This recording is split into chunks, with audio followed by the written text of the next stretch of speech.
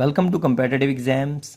British history lecture series में आज जो टॉपिक हम डिस्कस करेंगे उसका टाइटल है द जैकोबाइट राइजिंग ऑफ 1715। ये 1715 में जैकोबाइट राइजिंग हुई थी, उसको आज हम डिस्कस करने वाले हैं। तो सबसे पहले इसका थोड़ा सा हम बैकग्राउंड डिस्कस कर लेते हैं। तो बेसिकली इंग्लैंड में जो ग्लोरियस रेवोल्यूशन हुई थी उसके रिज़ल्ट के तौर पे जेम्स द सेकंड जो था वो फ्ली कर गया था फ्रांस में, यानी कि वो फ्रांस में उसने जाके पनाह ले ली थी लुई 14 के पास। तो अब ये जो जेम्स द सेकंड जो है इसके जितने भी डिसेंडेंट्स हैं और इसके जितने भी सपोर्टर्स हैं इन सब को हम जैकोबाइट्स कहते हैं। ओके हो गया। अब आपको पता चल गया कि जैकोबाइट्स बेसिकली हैं कौन। ये जेम्स द सेकंड जो है जो कि कैथोलिक किंग था ग्लोरियस रेवोल्यूशन तक, जो कि रहा है इंग्लैंड का किंग, उसके डिसेंडेंट्स और उसके सपोर्टर्स को जैकोबाइट्स कहा जाता है। अब जेम्स द सेकंड जो है उसका जो बेटा है उसका नाम है जेम्स एडवर्ड। अब जो स्टुअर्ट जो डायनेस्टी है उसकी जो लास्ट क्वीन थी वो थी क्वीन एन।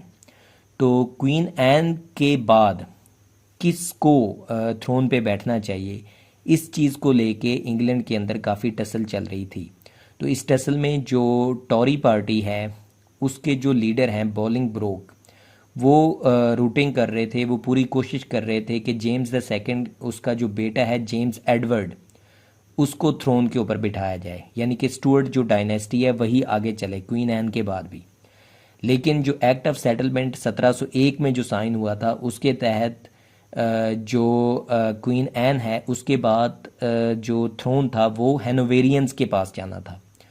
तो उस एक्ट ऑफ सेटलमेंट जो 1701 वाला है उसके थ्रू अब जो इंग्लैंड का जो थ्रोन है उसके क्लेमेंट्स जो हैं, यानी कि उसके जो दावेदार हैं उसमें हैनोवेरियंस भी शामिल थे। और यहाँ पे आप देख सकते हैं कि दो लोग आमने सामने हो गए। कौन? एक जेम्स एडवर्ड जो कि स्टुअर्ट आप कह सकते हैं नॉमिनेशन है थ्रोन के लिए, और जिसके लिए बोलिंगब्रोक जो थे वो उसको सपोर्ट कर रहे थे।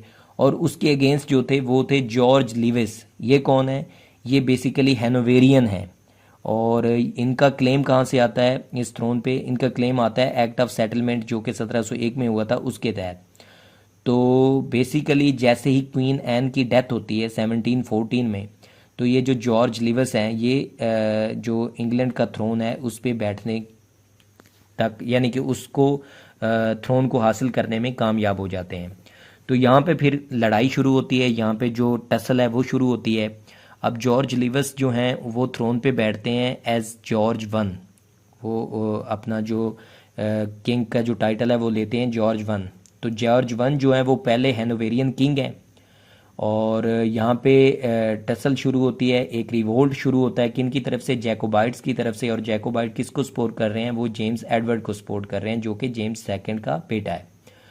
और पार्टी कौन सी सपोर्ट कर रही है जेम्स एडवर्ड को? वो सपोर्ट कर रही है टॉरी पार्टी। और टॉरी पार्टी आपको पता है हमेशा की तरह वो स्टुअर्ट्स को ही शुरू से ही सपोर्ट कर रही थी। और दूसरे एंड पे जो विग पार्टी है वो उसकी जो सिंपथी जो है वो है जॉर्ज वन के साथ, यानी कि जॉर्ज लिविस के साथ, हैनोवेरियन किंग के साथ। अब यहाँ पे रिवोल्ट शुरू होता है और रिवोल्ट जैकोबाइट्स की तरफ से होता है। और इस रिवोल्ट को जो लीड करते हैं वो हैं फॉर्स्टर और Earl of Derwentwater. Okay. Jacobites जो हैं उनका रिवोल्ट शुरू होता है 1715 में। और उनके रिवोल्ट की वजह यह है कि वो जेम्स एडवर्ड को इंग्लैंड का किंग देखना चाह रहे हैं। अब जैकोबाइट्स जो हैं उनके सपोर्टर कौन कौन से हैं? उनके ज़्यादातर सपोर्टर्स विलेजर्स हैं, क्योंकि जैकोबाइट्स जो हैं वो एक तरह से कैथोलिक लोग हैं, तो उसमें विलेजर्स ज़्यादा इन्वॉल्व हैं क्योंकि वो कैथोलिक थे एट दैट टाइम। नोबिलिटी थी उसमें। हिली ट्राइब्स जो हैं स्कॉटलैंड के, जिनमें कैथोलिसिज्म ज़्यादा थी, वो हिली ट्राइब्स जो थे स्कॉटलैंड के वो शामिल थे। और साथ में कैथोलिक फार्मर्स जो हैं आयरलैंड के वो भी शामिल थे। तो ये कुछ फैक्शंस हैं सोसाइटी के जो कि इनके मेन सपोर्टर्स थे। और इनके साथ जो पॉलिटिकल पार्टी थी वो टॉरी पार्टी थी। और ये सारे मिलके स्टुअर्ट डायनेस्टी के लिए रिवोल्ट कर रहे थे। तो इस रिवोल्ट को इंग्लैंड में जो दो लोग लीड करते हैं वो एक फॉर्स्टर है और दूसरा फॉर्स्टर एक अमीर रिच मैन है, और दूसरा अर्ल ऑफ डेवेंट वाटर है। और ये दोनों लोग इंग्लैंड में इस पूरी की पूरी कैंपेन को लीड करते हैं और ये कामयाब हो जाते हैं एक मुकम्मल अपराइजिंग करने में। कहाँ? नॉर्थ में कौन से इलाके में? नॉर्थम्बरलैंड और लैंकाशायर में। अब ये राइजिंग तो कर लेते हैं लेकिन वो राइजिंग सस्टेन नहीं रह पाती, तो उस राइजिंग को रॉयल आर्मी जो है वो प्रिस्टन के मुकाम पे वो उनको शिकस्त फाश दे देते हैं, यानी कि उनको मुकम्मल डिफीट देते हैं। ये इस पूरी की पूरी राइजिंग को सप्रेस कर देते हैं प्रिस्टन के मुकाम पे। तो ये जो इंग्लैंड वाली राइजिंग थी वो प्रिस्टन पे ख़त्म होगी। अब बारी आती है स्कॉटलैंड वाली राइजिंग में। तो स्कॉटलैंड के जो हिली एरिया के कैथोलिक लोग थे वो सपोर्ट कर रहे थे स्टुअर्ट डायनेस्टी को, यानी कि वो सपोर्ट कर रहे थे जेम्स सेकंड के बेटे जेम्स एडवर्ड को। तो वो जो स्कॉटिश पीपल थे उसके जो रिवोल्ट को मेन जो बंदा लीड कर रहा था वो था अर्ल ऑफ मार्क्स। अब जो अर्ल ऑफ मार्क्स था उसकी जो फोर्सेस हैं उन्होंने एक बड़ी इंपॉर्टेंट पॉइंट था पर्थ, एक इंपॉर्टेंट एरिया था उस पर कब्जा कर लिया हुआ था। पर्थ को अपने कब्जे में ले लिया था स्कॉटलैंड में। और इसके मुकाबले पे जो रॉयल आर्मी की तरफ से ड्यूक ऑफ अर्गिल को भेजा गया और इसने इस पूरी की पूरी जो अपराइजिंग थी स्कॉटलैंड वाली इसको शेरिफ मूर के मुकाम पे डिफीट किया, यानी कि इसको शिकस्त फाश दी। तो ये स्कॉटलैंड वाली जो स्टोरी थी वो शेरिफ मूर में ख़त्म होगी और ड्यूक ऑफ अर्गिल ने इसको सप्रेस किया। दो स्टोरीज ख़त्म होगी यहाँ पे।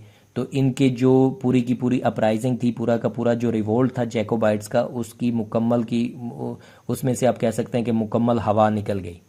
तो यहाँ पे वो मुकम्मल डिफीटेड हो गए।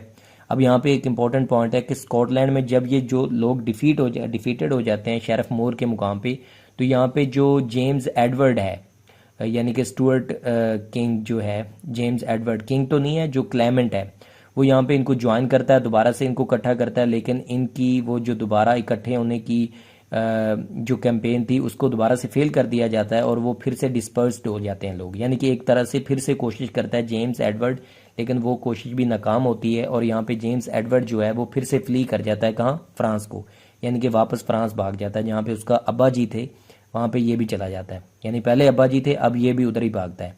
तो ये फ्रांस वापस चला गया और जब ये खुद फ्रांस भाग गया तो इसके कुछ जो सपोर्टर्स थे उनको गिरफ्तार कर लिया गया। उसमें से 50 लोग ऐसे थे जिनको एग्जीक्यूट भी कर दिया गया था। तो ये इस तरह जैकोबाइट्स जो रिवोल्ट था 1715 उसकी ये स्टोरी एंडिंग होती है यहाँ पे। तो इसकी फेलियर की एक जो बड़ी रीज़न थी वो यही थी कि जो लुई 14 जो था फ्रांस का जो किंग था उसकी डेथ हो गई हुई थी 1715 में। तो वो जो एक्टिव सपोर्ट थी, इनको जो आउटसाइड हैंड मिलना था सपोर्ट का वो नहीं मिल पाया, जिसकी वजह से ये इनकी पूरी की पूरी जो कैंपेन थी वो एक फियास्को बन गई, यानी कि एक मुकम्मल फेलियर बन गई। तो और भी काफ़ी रीजंस हैं इस फेलियर की, लेकिन ये मेन रीज़न मानी जाती है। तो इस तरह से 1715 का जो रिवोल्ट था जैकोबाइट्स का वो इस तरह से इख्तिताम पजीर होता है।